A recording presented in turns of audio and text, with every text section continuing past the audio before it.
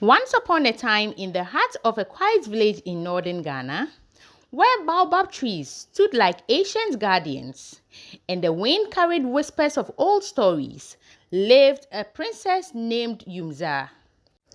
Yumza was known across many lands for her breathtaking beauty, skin like polished bronze, and eyes that skimmed like river water at sunset. But beyond the beauty was a heart, stubborn and proud. Suitors came from far and near, strong hunters, wealthy traders, brave warriors.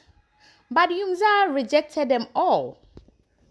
I will not marry just any man, she would say, lifting her chin.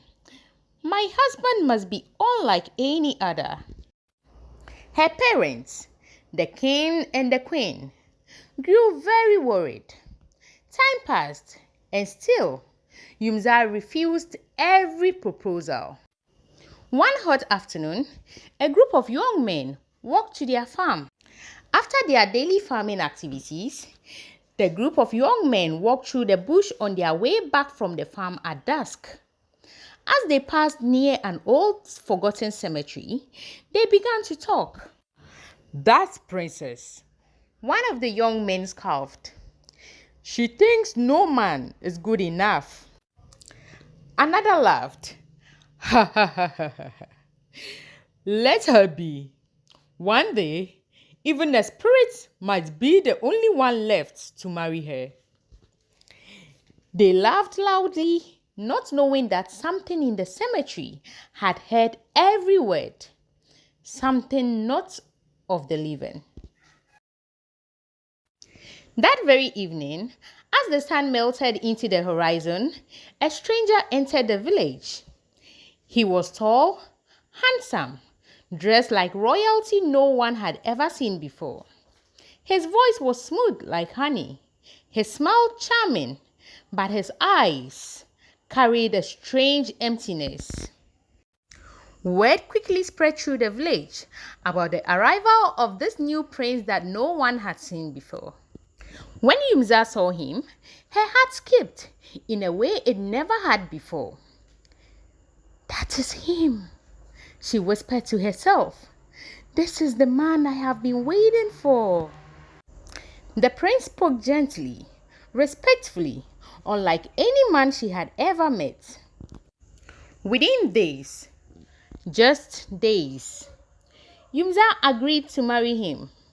The king and queen, though unsure, could not deny their daughter happiness. The wedding was held. Drums beat, dancers danced.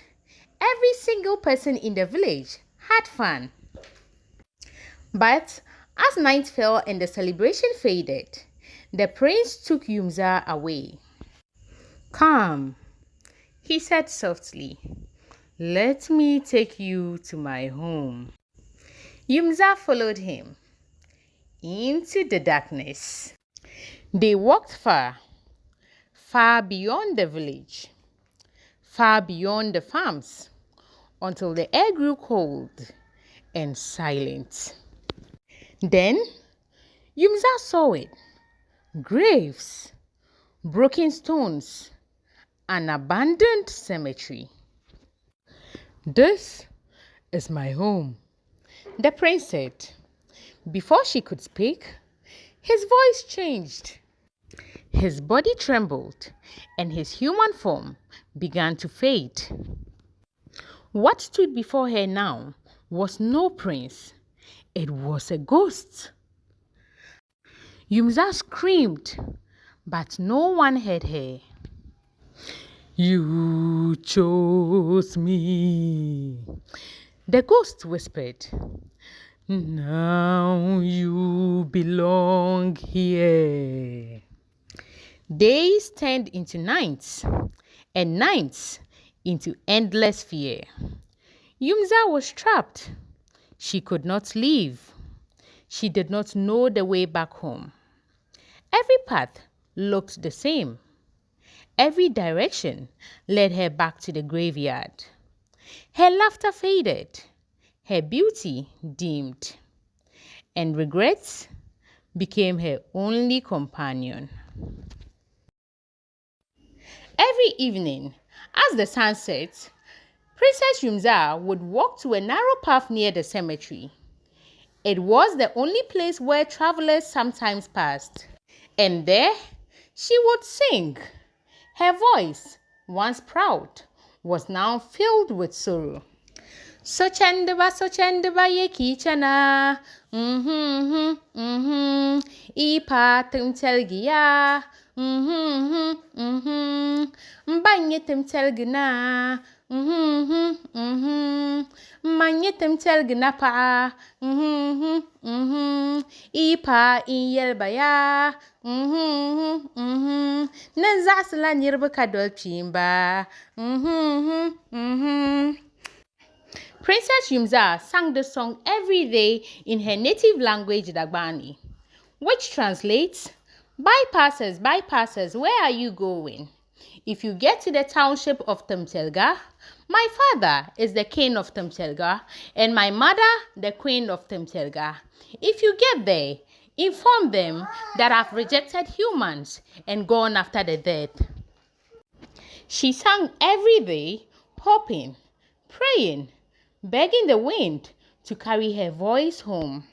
One day, a traveler from her village passed by. He heard the singing. He stopped. He listened. His heart froze. "That voice," he whispered. "That is Princess Yumza." He ran. He ran all the way to the village. And when he reached the palace, he fell before the king and the queen. Panting for breath, he said, "I have heard your daughter, and she is not among the living." The king wasted no time. With warriors, elders, and the man who heard the song, they journeyed into the bush. Guided by the path and the hunting melody still echoing in the air.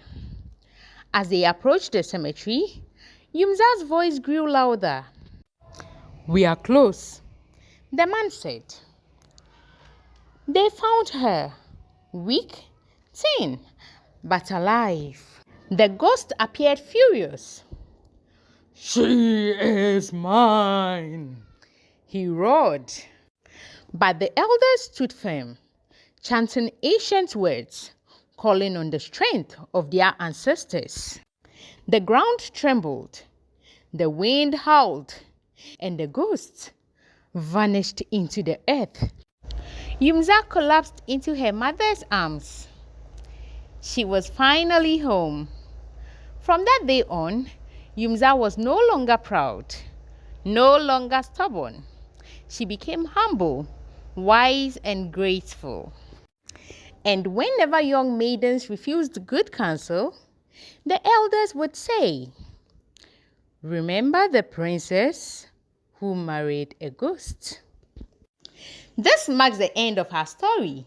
Let's always remember that not every shiny face carries a good heart.